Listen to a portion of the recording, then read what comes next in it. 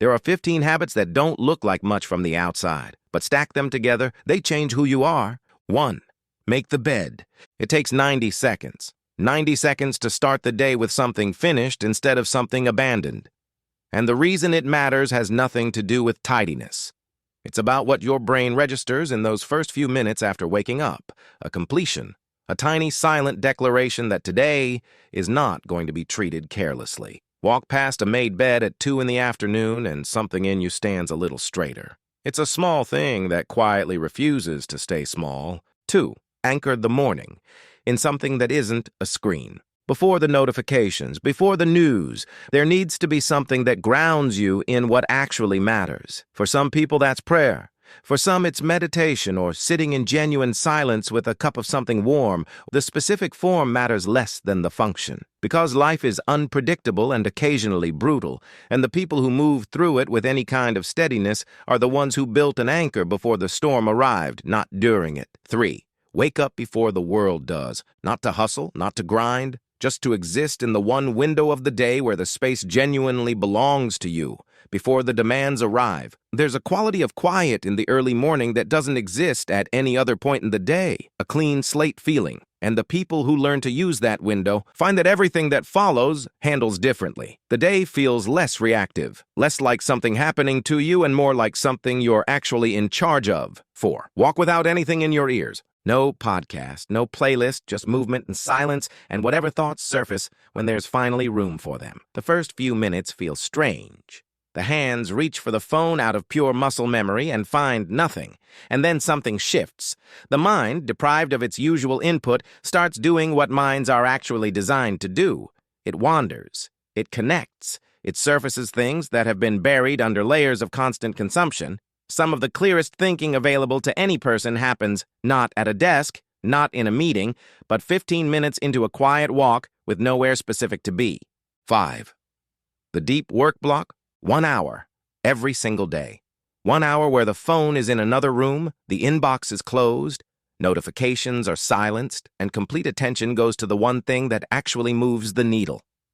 Not the urgent thing, not the reactive thing, the thing that, if it gets done consistently, compounds into something real over time. Before this habit, it's easy to spend an entire day feeling busy and end it with almost nothing to show for it. After this habit, one focused hour consistently outproduces entire scattered afternoons.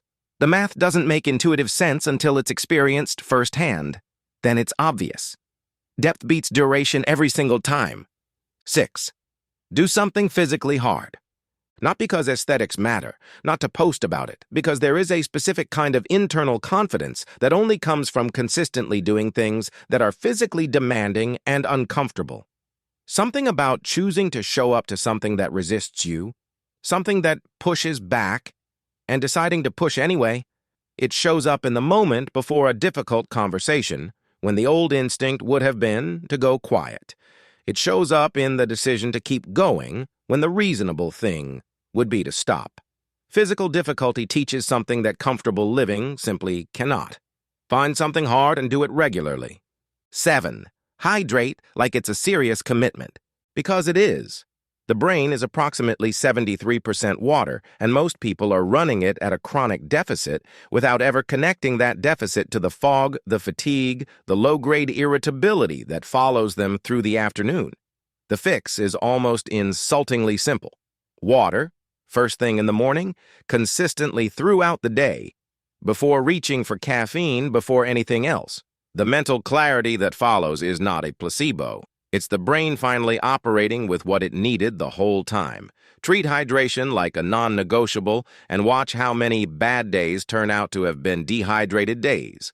8. Read 10 pages. Not a summary, not a thread, not a highlight reel of someone else's reading. 10 actual pages of an actual book, daily. It sounds too small to matter. It isn't. 10 pages a day is roughly 300 pages a month. That's a full book, 12 books a year. And beyond the information itself, the practice of reading trains something increasingly rare in a world of infinite short-form content, the ability to stay inside a single idea long enough to fully understand it. That ability transfers into every conversation, every decision, every problem that requires sustained thinking rather than a quick reaction. 10 pages. Every day. The compounding is quiet, and then it's undeniable. 9. Journal without agenda.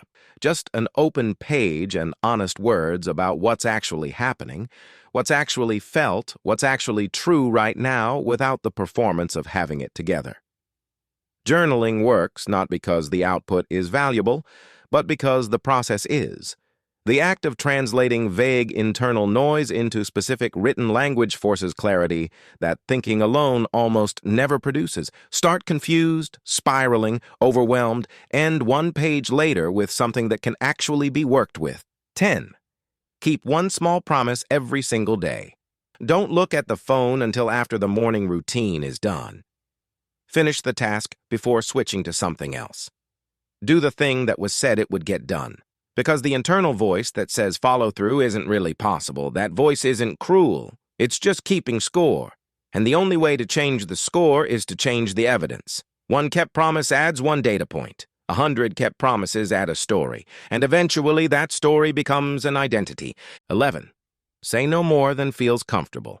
Most people are running a quiet energy deficit caused almost entirely by commitments made from obligation rather than genuine willingness. The yes that comes from guilt. The yes that comes from fear of being seen as difficult. The yes that comes from that old conditioning that says being agreeable is the same as being good. It isn't. Every yes given to something that doesn't deserve it is a no given to something that does. Time and attention are finite.